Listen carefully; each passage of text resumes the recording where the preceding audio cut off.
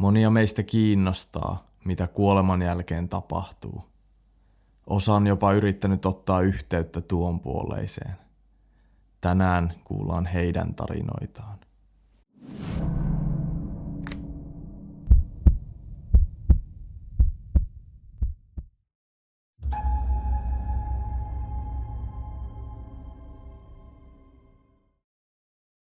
Eräänä viikonloppuna päätimme kaveriporukalla kokeilla Oujalautaa.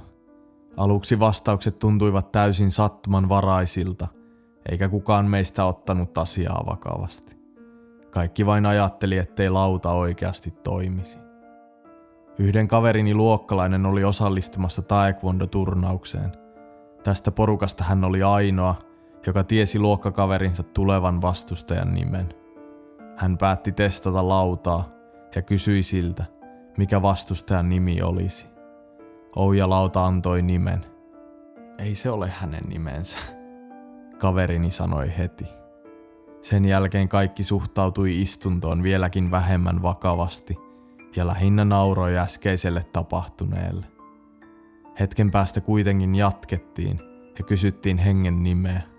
En muista sitä enää tarkkaan, mutta se kuulosti juuri siltä, miltä demonin nimen voisi kuvitella kuulostavan. Oudolta ja karmivalta. Istunnossa ei sen kummempaa tapahtunut. Maanantaina kuitenkin koulussa kaverini kertoi luokkalaiselleen, että Oujalauta oli antanut väärän nimen hänen vastustajalleen. Silloin luokkakaveri sanoi jotain yllättävää. Hän sanoi, että ottelu oli peruttu viime hetkellä, mutta olikin saanut uuden vastustajan, jonka nimen näytti puhelimesta. Se nimi vastasi lähes täydellisesti sitä nimeä, jonka Oujalauta oli antanut. Erona oli vain yksi kirjain. Nimi oli vieläpä hyvin harvinainen, eikä kukaan meistä olisi voinut tietää sitä istunnon aikana. Me kaikki olimme täysin järkyttyneitä, mutta se ei jäänyt siihen. Seuraavien viikkojen aikana meille kaikille, jotka olivat istunnossa mukana, tapahtui jotain pahaa. Pahin tapaus sattui toiselle kaverilleni ja hänen siskolleen. Eräänä iltana kaverini oli tietokoneella, joka sijaitsi talon portaikon alla. Hänen siskonsa katsoi televisiota ja yhtäkkiä näki parin mustien, vuohen jalkojen kaltaisten raajojen kävelevän hitaasti alas portaita. Kun hahmo käveli alemmas, sisko tajusi, ettei sillä ollut ylävartaloa ollenkaan. Hän alkoi huutamaan, eikä pystynyt lopettamaan itkemistä. Kaverini ei nähnyt mitään, sillä hän oli niin keskittynyt tietokoneeseen. Kaiken tämän jälkeen kukaan meistä ei uskaltanut kertoa vanhemmille tapahtuneesta. Itse pidän typeränä käyttää Oujalautaa vain testatakseen, ovatko tarinat totta. Varsinkin kuultuani ja koettuani nämä asiat. Minulla on suuri kunnioitus lautaa kohtaan, riippumatta siitä, että jotkut ovat käyttäneet sitä ilman mitään seurauksia.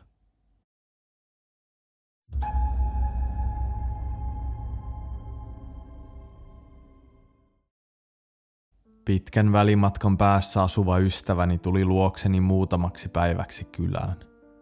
Kävimme yhdessä kirpputorilla ja löysimme sieltä vanhan puisen Oujalaudan. Ystäväni päätti ostaa sen itselleen. Kokeilimme lautaa kerran, mutta emme saaneet minkäänlaisia vastauksia. Huomasin kuitenkin tämän jälkeen ystävässäni jotain outoa. Hän alkoi käyttäytymään hermostuneesti aina, kun meni vierashuoneeseen. Siellä hän säilytti lautaa muiden tavaroidensa joukossa. Hän ei viipynyt huoneessa ikinä kauaa ja vaikutti levottomalta, kun tuli sieltä pois. En kuitenkaan kiinnittänyt siihen sen enempää huomiota, sillä ajattelin hänen olevan väsynyt matkustamisesta. Muutaman päivän vierailun jälkeen hän lähti takaisin kotiinsa ja unohti Oujalaudan luokseni. Tämän jälkeen heräsin joka yö yhtäkkiä siihen, että istuin sängyssäni ja tuijotin suoraan vierashuonetta kohti, jossa lauta edelleen oli.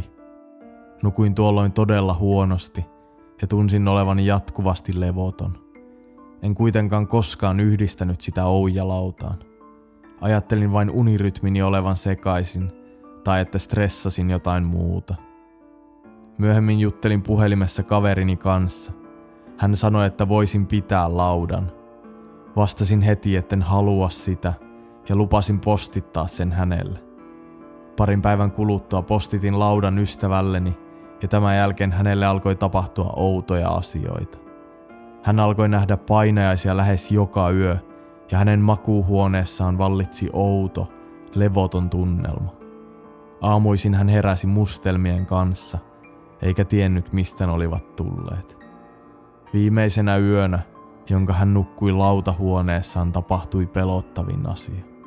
Hän heräsi keskellä yötä ja näki jonkun seisovan sänkynsä vieressä. Hän kuvaili sitä karheaa turkkiseksi olennoksi, joka katosi, kun yölampun laittoi päälle.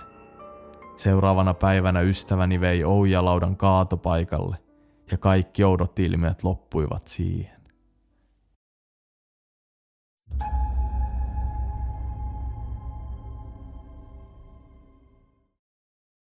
Olimme sopineet sukulaisten kanssa, että kokoonnumme kokeilemaan oujalautaa perheeni luokse maatilalle. Isäpuoleni iäkkäämpi äiti asui aivan naapurissa, vanhassa maatalossa. Hän oli itse tällöin matkoilla, joten päätimme hakea lisää jännitystä pitämällä istunnon hänen talonsa kellarissa. Pappani ei halunnut osallistua, sillä häntä pelotti aihe kovasti. Hän päättikin jäädä yksin meidän talomme ulkoterassille istuskelemaan ja nauttimaan illasta. Me muut taas lähdimme kohti naapuritalon kellaria ja odotuksemme olivat korkealla. Joidenkin asenne oujalautaa kohtaan oli leikikäs, joten muistutin mahdollisista vaaroista ja kerroin, ettei tämä ole leikin asia. Kun kysyimme ensimmäisen kysymyksen, lauta alkoi toimimaan heti. Osoitin liikkui ja antoi vastauksia kysymyksiimme. Nopeasti kävi ilmi, että henki, jolle puhuimme, oli isäpuoleni isä, joka oli kuollut kyseisessä talossa muutama vuosi sitten. Päätimme jossain kohtaa pyytää hengeltä merkkiä, mutta mitään ei tapahtunut. Kysyimme tätä useamman kerran jännittyneenä, että kohta jotain pelottavaa tapahtuisi. Mitään merkkiä ei kuitenkaan saatu. Hetken kuluttua tätini olemus muuttui täysin. Aluksi hän oli innoissaan ja kyseli hengeltä kysymyksiä, kunnes hänet valtasi silmin nähden kauhu. Hän istui tuolissaan tuijottaen suoraan eteenpäin ja hyperventiloi paniikinomaisesti. Yhtäkkiä hän sanoi, "Nyt lopetetaan." Ja lähti ryntäämään ulos kellarista. Lopetimme istunnon kuitenkin sääntöjen mukaisesti ja lähdimme hänen peräänsä. Ulkona tätini haukkoi happea ja itki. Hän ei kyennyt liikkumaan normaalisti, vaan hänet piti taluttaa takaisin meidän kotipihaan. Vielä tänäkään päivänä emme ole saaneet kuulla, mitä hän koki kyseisenä hetkenä. Kun pääsimme kotipihalle, pappani istui edelleen terassin tuolilla, aivan kuten lähtiessämme. Hän kuitenkin kertoi jonkun käyneen pihassamme. Henkilö oli seissyt hetken paikoillaan ja lähtenyt pois sanomatta mitään. Muistutan vielä, että asumme maaseudulla, jossa ihmiset eivät saavu toisten pihoihin myöhään illalla, varsinkaan etukäteen ilmoittamatta tai esittäytymättä. Naapureihin, paitsi isäpuolen ja äidin luokse, on matkaa ja tunnemme heidät kaikki hyvin. Ajattelimme ensin tämän olevan jokin pila ja että pappani halusi vain pelotella meitä, mutta näin ei kuitenkaan ollut. Kysyimme papalta tarkempia lisätietoja henkilön ulkonäöstä ja käyttäytymisestä. Hän sanoi, että vaaleisiin pukeutunut iäkäs mieshenkilö oli kävellyt pihaan, katsonut häntä hetken ja lähtenyt pois. Pappa kertoi, ettei ollut sanonut miehelle mitään, sillä oli pelästynyt tilannetta niin paljon. Tapahtuneesta keskusteltaessa kävi ilmi, että hahmo oli näyttänyt aivan isäpuoleltani, mutta vanhemmalta.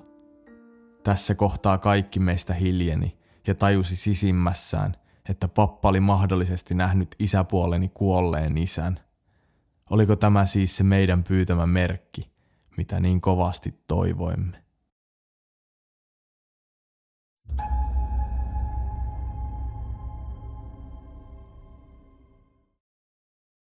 Lukioaikoina tein usein iltavuoroja kaupungin kirjastossa muutaman ystäväni kanssa.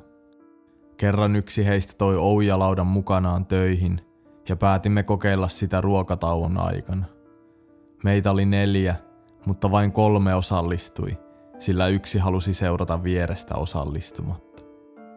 Melko nopeasti saimme yhteyden henkeen ja hän kertoi meille nimensä. Kysyimme useamman kerran, oliko hän hyvä vai paha henki. Hän kertoi kuolleensa liikenneonnettomuudessa ja antoi myös yksityiskohtia elämästään, kuten että oli pelannut koripalloa aikoinaan lukiossa. Suhtauduimme siihen melko kevyesti, emmekä ottaneet sitä erityisen vakavasti. Kun taukomme päättyi, palasimme takaisin työn touhuun. Yksi lainaustiskillä työskentelevä vanhempi nainen kysyi, miten tauko sujui. Kerroin hänelle, että kokeilimme oujalautaa ja kuvailin henkeä, jonka kanssa olimme hetki sitten puhuneet. Mainitsin myös hengen nimen.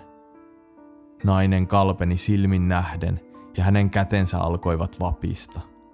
Kävi ilmi, että hän oli käynyt samaa lukiota hengen kanssa ja he olivat olleet hyviä ystäviä pienestä saakka. Naisen oli alun perin pitänyt olla mukana kolariautossa sinä yönä, kun hän kuoli. Autossa oli ollut 4 tyttöä ja he kaikki menehtyivät saamiinsa vammoihin onnettomuuspaikalla. Sillä työskentelin kirjastossa, päätin tehdä taustatyötä ja löysin sanomalehtiartikkelin kyseisestä onnettomuudesta. Se vahvisti uskoni siihen, että olimme todella saaneet yhteyden. Kiitos kun katsoit videon ja muista tilata kanava, sillä julkaisemme uuden videon joka sunnuntai. Me olemme Rikokset ja Riivaajat.